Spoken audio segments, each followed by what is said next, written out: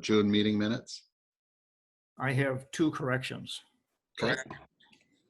Okay, under Lake Quality Committee, the third billet down, it says Anoka County has applied for a grant to treat Phragmites and would like us to participate. We gave them our bid amount from the DNR.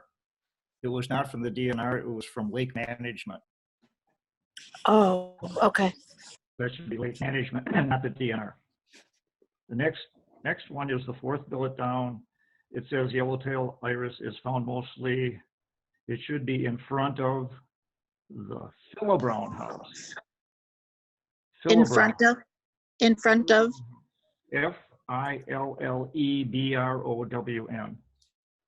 That's the historic. Fillee? Oh, okay. I'm sorry. Got it. Fillebrown. Okay. Okay. Thank you. That's it.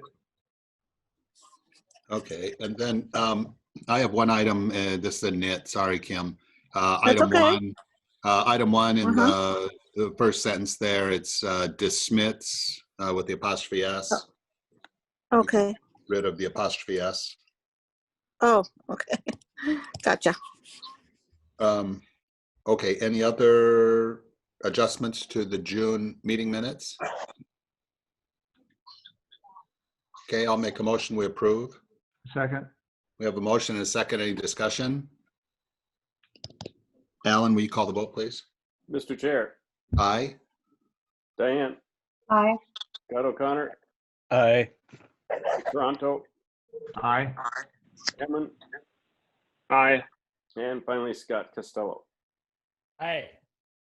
All right, you have all eyes on the minutes, Mr. Chair. Okay, thank you, everyone. Thank you, Alan. So public comments, the next item on the agenda.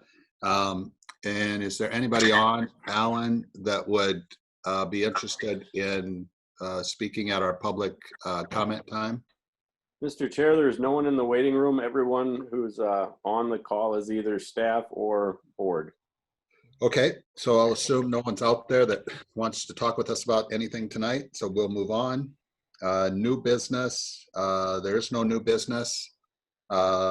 Same with the next item on the agenda, item 7, unfinished business. There's no unfinished business.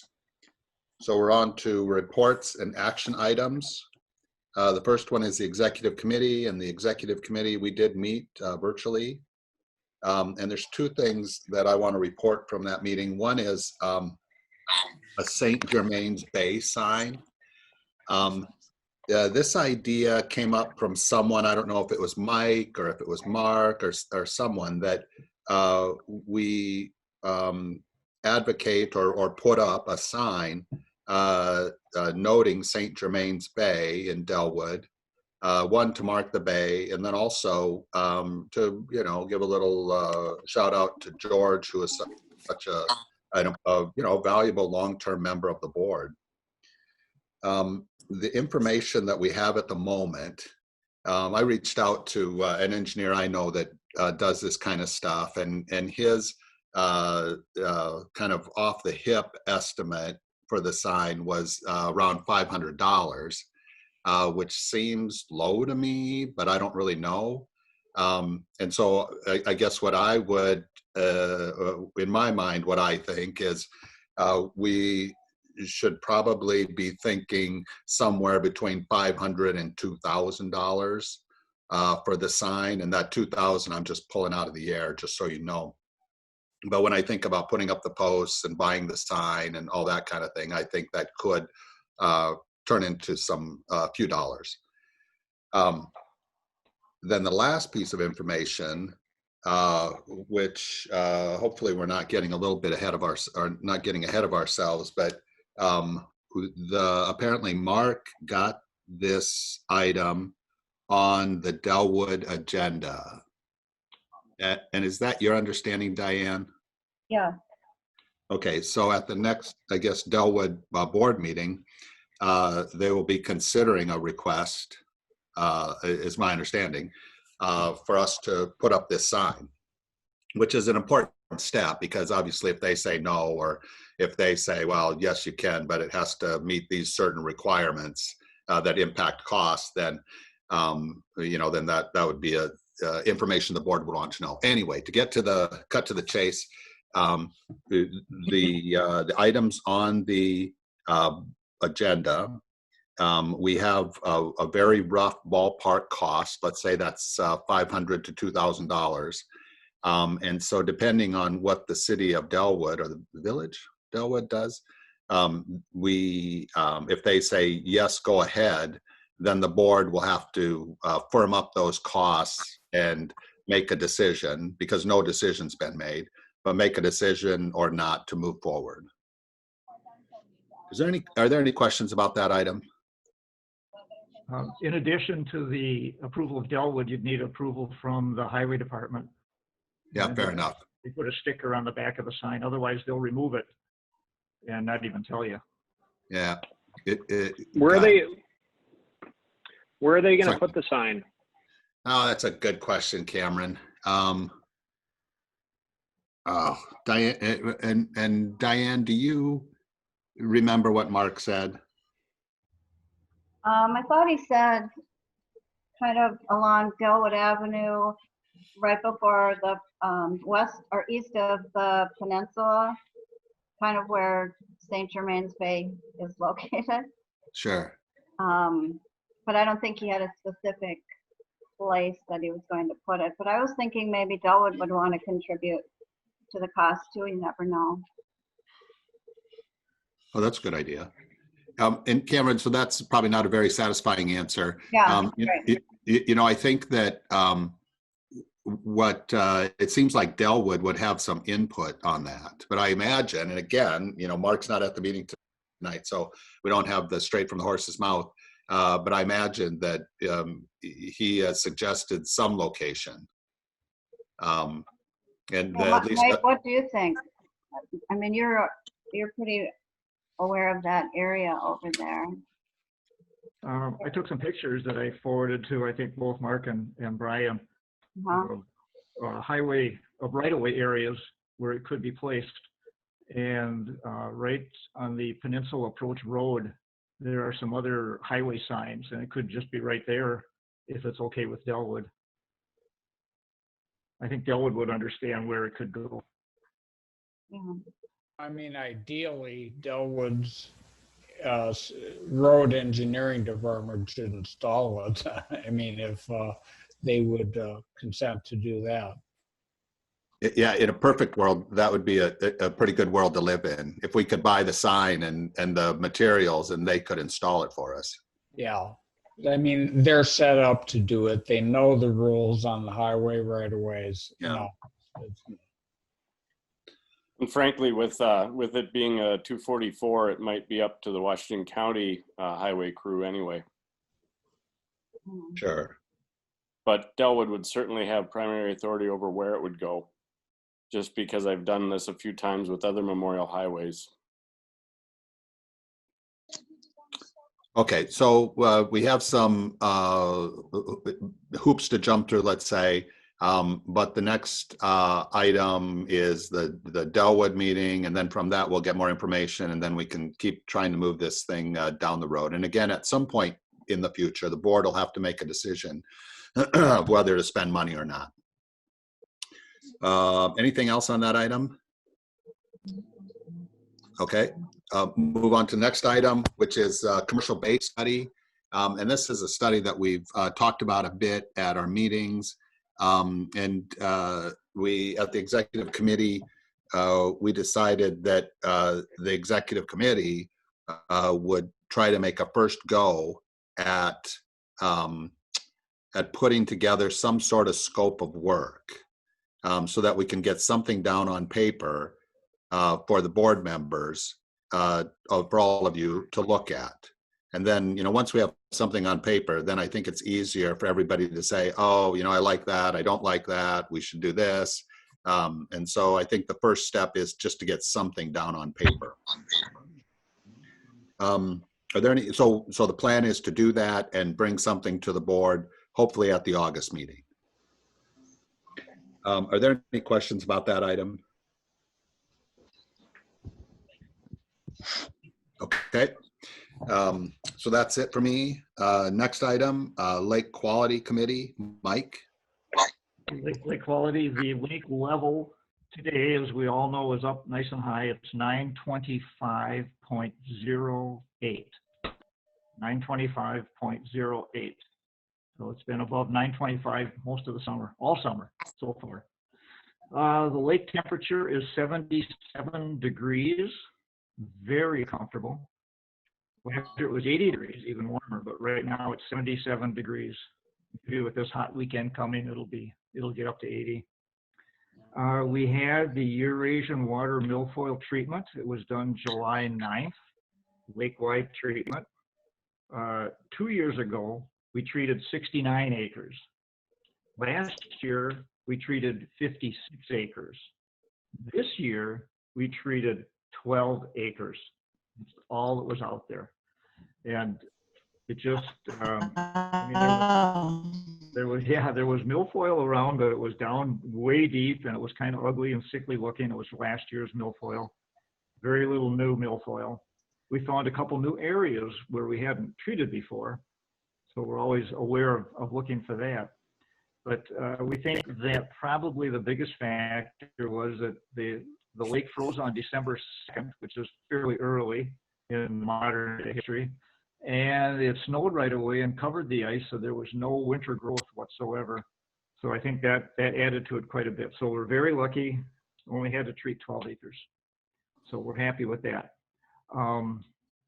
That's it for milfoil right now. In a couple of weeks, we'll go back and assess the treatments, see how we did. Then we had some yellowtail iris, again, in front of the Phil Brown house and the next two houses going north. And it took till last Friday to get the permit.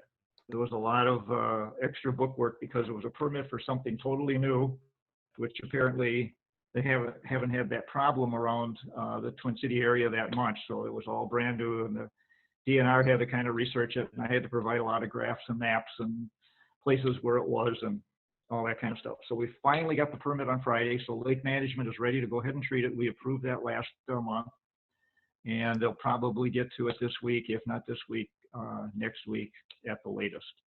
So we'll have that treatment taken care of. Hopefully we can just get rid of it and be done with it.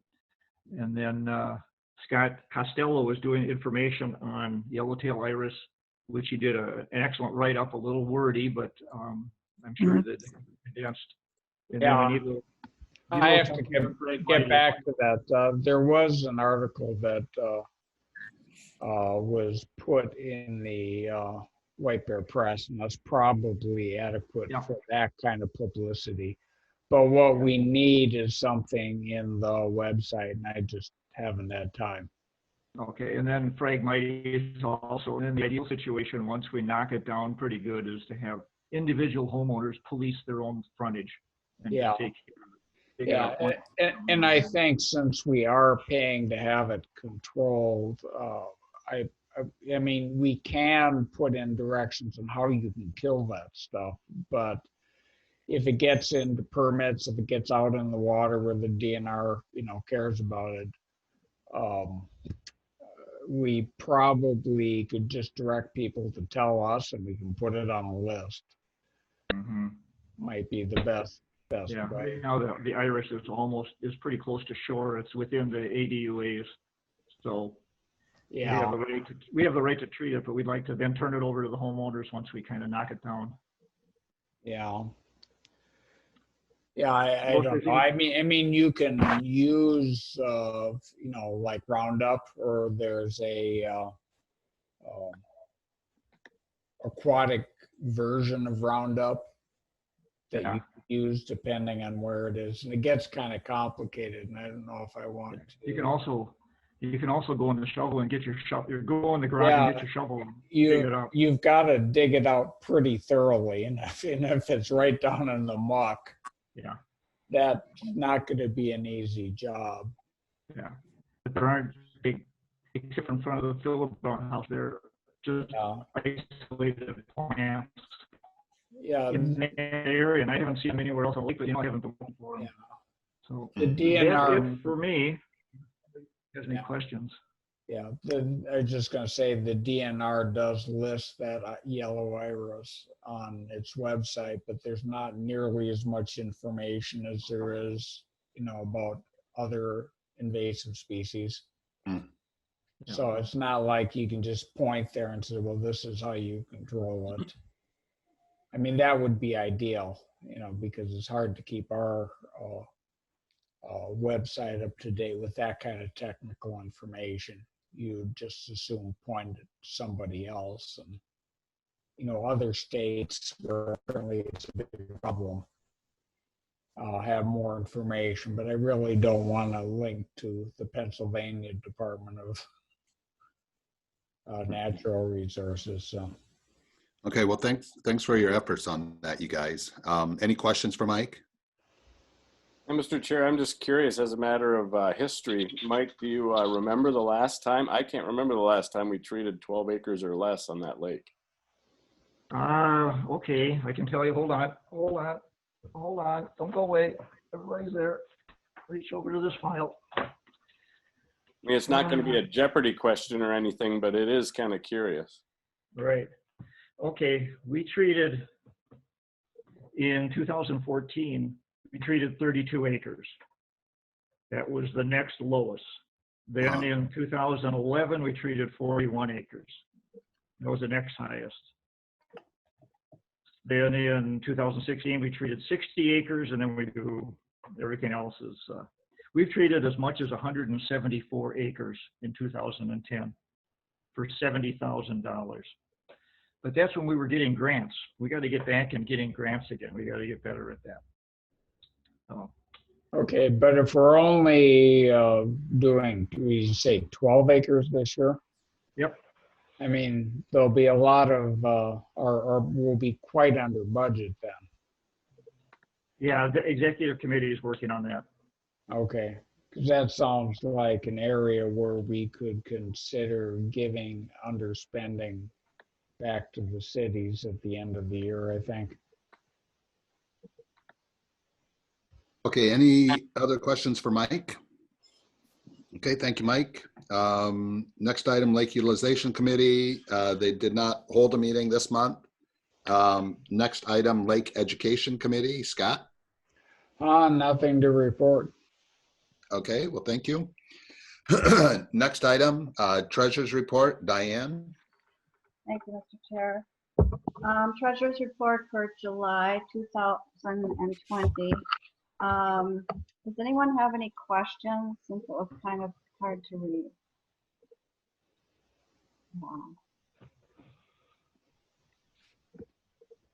If not, I would like to make a motion to approve checks 4646 through 4649.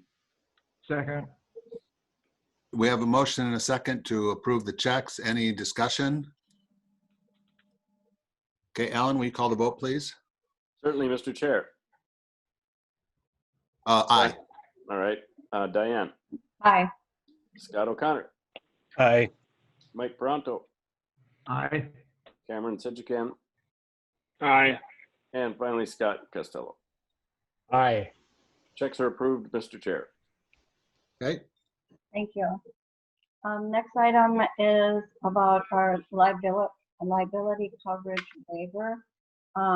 Every year we need to sign a waiver with the League of Minnesota Cities for our liability coverage. Our attorney always tells us to not waive the statutory tort limits. So I would like to make a motion to fill out the form and not waive the statutory tort limits. Second. We have a motion and a second. Any discussion? Alan, I have a question. Could you just give us the quick summary of this item? I certainly will. Yeah, just the elevator speech on that. Because the district is organized essentially under the same laws that create municipalities, statutorily municipalities have effectively a liability cap.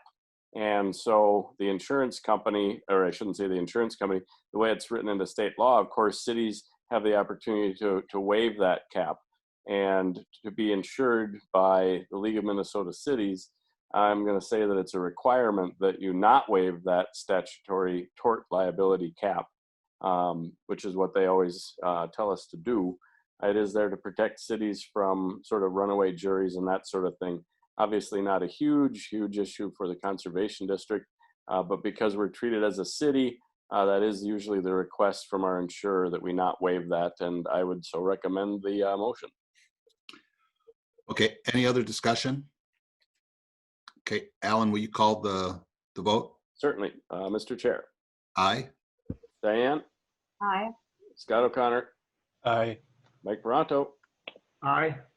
Cameron, Aye. and finally Scott Costello. Aye. You have not waived your liability cap, once again. Okay, thank you. That's all I have. Diane? Okay, thank you. Any questions for Diane? Okay, we're on to the next item on the agenda, the board council report. Alan? Yeah, thank you, Mr. Chair. Been in pretty regular contact, at least each week, with the new DNR officer, who's been quite prolific and quite, I think, effective for patrol on the lake. Yet another DWI or BWI this last month that I charged out. And so those things will be going to court here once court allows us to go back into court. So we're all kind of waiting for those doors to open. But I will say that his presence is becoming very well known, and he's been very effective. That's in addition to obviously Eric Brott and some of the other Ramsey County deputies who regularly patrol. I did get the report from July 3rd and 4th, and although it was busy, blessedly there was not as much criminal activity as you might think on a holiday weekend where it was as nice as it was. So people were relatively tame. That's according to law enforcement anyway. And so if you have any comments that I can take back to those folks, I will, but I would stand for any questions that you have otherwise. Any questions for Alan? Okay, thank you, Alan. On to the next item, item 9 on the agenda, the announcements. Kim? I don't have anything this week either. I didn't receive any complaints of any kind, so we're in good shape. Okay, thank you, Kim. So before we adjourn, and as long as we're still under announcements, these meetings, I think that at the moment, what I would say is we're likely to continue doing Zoom meetings. The issue is that I don't know that the room that we typically have our meetings is set up to handle some people being present at the meeting and some people being remote. But I know the city is working on that. So if they figure something like that out, then perhaps we would meet in person again with some people being remote, but that's down the road a bit. So that's one thing. And the second thing is, these are a little bit unusual meetings. But I would certainly be open if anybody has any suggestions for me as the chair of ways to make the meeting better, things that I could do differently. I'm certainly open to that input. So feel free to email me that. And with that, I will make a motion for adjournment. Second. We have a motion and a second to adjourn. Any discussion? Alan, will you call the vote, please? I will, sir. Mr. Chair. Aye. Diane, Aye. Scott O'Connor, Aye. Mike Baranto, Aye. Cameron Sidjican, Aye. and Scott Costello. Aye. Bye-bye.